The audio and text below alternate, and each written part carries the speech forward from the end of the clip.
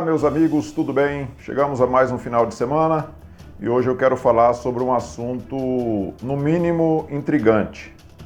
Mas antes eu peço que você, se não for inscrito no meu canal, que você se inscreva e que você, ao final desse vídeo, se você gostar, você dê o seu like, se você não gostar, você dê o seu dislike.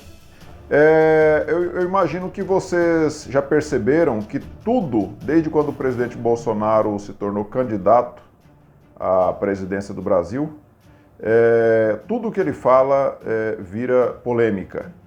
Depois que ele foi eleito, então, e depois, principalmente depois que ele tomou posse, tudo o que ele fala é motivo de pedidos de impeachment, de aberturas de processo lá no STF e assim por diante.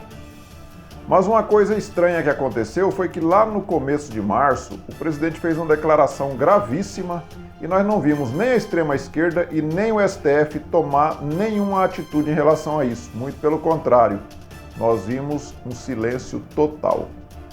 Eu estou falando de quando o presidente afirmou que tinha provas de que teria sido eleito em primeiro turno lá em 2018 e que as eleições teriam sido fraudadas. E aí se estendeu para um segundo turno e no segundo turno o presidente acabou sendo eleito. Bom, mas agora apareceu um cidadão chamado Alan Lopes. Ele é do movimento Direita Inteligente. Eu vou até deixar aqui na descrição desse vídeo, vou deixar o link do Twitter dele para que vocês entram lá e olhem. Ele fez uma thread no Twitter mostrando que houve realmente fraude nas eleições de 2018, no primeiro turno. Teve um advogado e um engenheiro que fizeram algumas análises daqueles dados, inclusive de informações passadas pela própria Globo News na época. Tem muitas incongruências ali que acabam deixando claro que houve fraude, sim, nas eleições de 2018. Como, por exemplo, em determinado momento, lá no Nordeste já tinha quase 50% das urnas apuradas, e onde o presidente tinha mais de 40% dos votos. E interessante que na região Sudeste, que é a região que normalmente onde os votos são apurados mais rapidamente, estava naquele momento apurado só pouco mais de 10%. E interessante que justamente nessa região onde o presidente teve mais votos, quando foi apurado totalmente, o presidente perdeu votos. Ao invés de ter ganhado em porcentagem, ele acabou perdendo. Então, ele terminou, ao final dos 100% apurados no Brasil inteiro, ele terminou então com a votação, proporcionalmente falando, menor do que aqui estava quando lá no Nordeste e no Norte, que já tinham sido apurado quase metade das urnas, ele estava e ainda aguardava a apuração da maior parte dos votos na região Sudeste. Uma coisa que eles perceberam lá também, que é muito intrigante, é que em um determinado intervalo de tempo, o candidato a deputado federal Eduardo Bolsonaro aumentou muito seus votos naquele período e naquele mesmo período o presidente Bolsonaro teve poucos votos, sendo que todos sabemos que todos aqueles que votaram em Eduardo Bolsonaro votaram também em Jair Bolsonaro. Então não teria como o presidente ter menos votos ali naquela região do que o Eduardo Bolsonaro. Então é uma coisa muito intrigante. E eu vou deixar aqui na descrição e vocês analisem lá, mas o que deixa bem claro mesmo que pode ter havido fraude foi o que eu disse antes, o silêncio sepulcral da extrema-esquerda e do STF em relação a isso.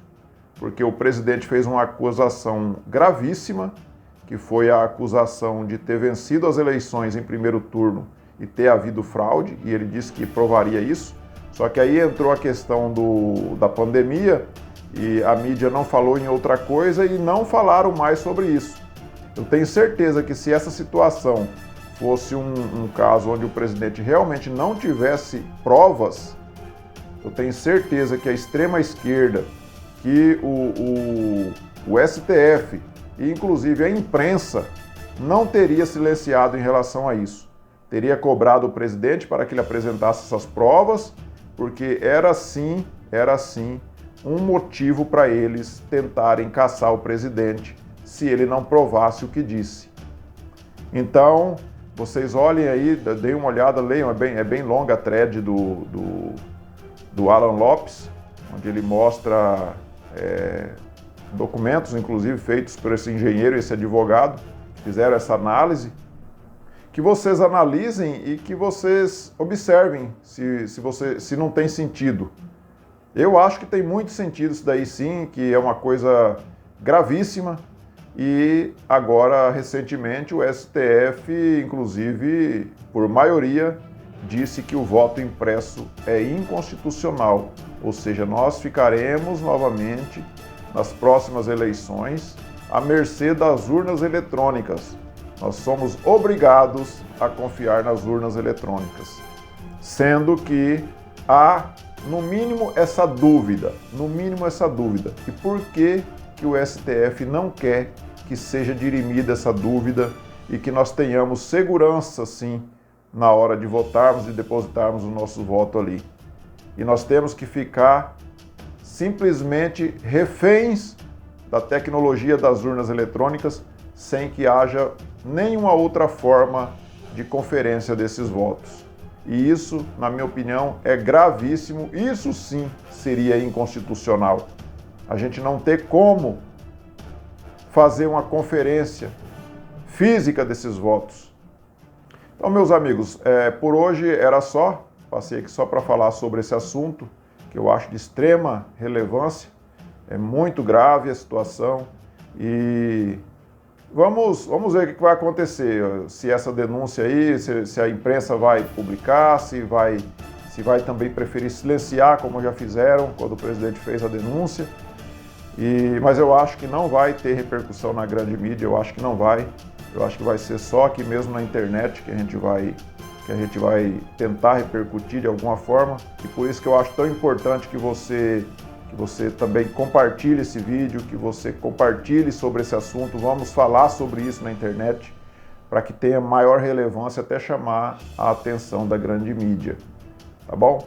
Então, meus amigos, que vocês tenham um final de semana abençoado por Deus e que na próxima semana nós voltemos com força, com vigor e também tenhamos uma semana da mesma forma abençoada.